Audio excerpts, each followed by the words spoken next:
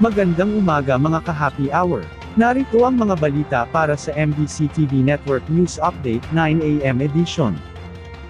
DOTR Secretary Dizon, itinalaga bilang bagong kalihim ng DPWH. Itatalaga bilang bagong kalihim ng Department of Public Works and Highways si Department of Transportation Secretary Vince Dizon, matapos na magbitiw sa kanyang katungkulan si DPWH Secretary Manuel Bonoan.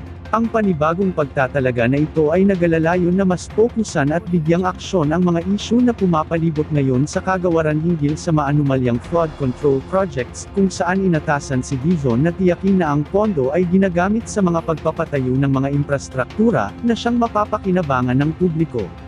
Titiyakin din na sa ilalim ng liderato ni Dizon, mas mapapaganda at sasailalim sa modernisasyon ang transportation sector at susuportahan ang prioridad sa kaligtasan ng mga commuter, at mas mainam na project delivery.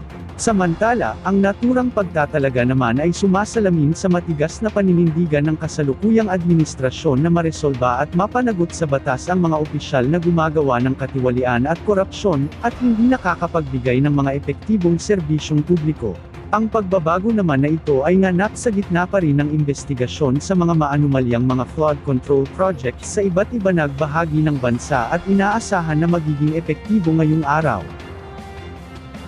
Sa iba pang balita, maraming lugar sa bansa, nagkonsela ng pasok sa paaralan at opisina ng gobyerno, dahil sa pag-ulan. Inanunsyo ng Department of Interior and Local Government ang suspensyon ng pasok sa paaralan at opisina ng gobyerno ng ngayong araw. Ayon sa DILG na ito ay base sa pagtaya ng Provincial Disaster Risk Reduction Management Office na makakaranas ng malalakas na pag-ulan. Ang mga lugar ay kinabibilangan ng National Capital Region, Cavite, Bulacan, Laguna, Quezon, Camarines Norte, Camarines Sur, Albay, Catanduanes, Sorsogon, Masbate, Northern Samar, Occidental Mindoro, Antique, Negros Occidental, Pampanga, at Rizal. Tanging ang mga may pasok lamang ay yung mga nasa emergency response sa iba't ibang mga LGU na nabanggit.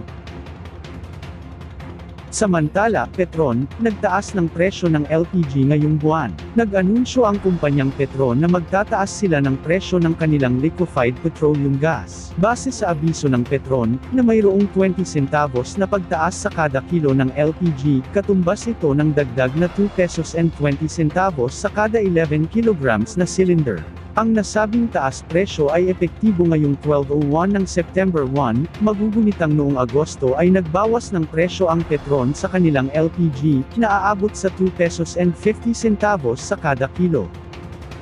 At yan ang mga balita para sa MBC TV Network News Update 9 AM edition. Abangan ang mga susunod na balitaan mamaya para sa 10 AM edition.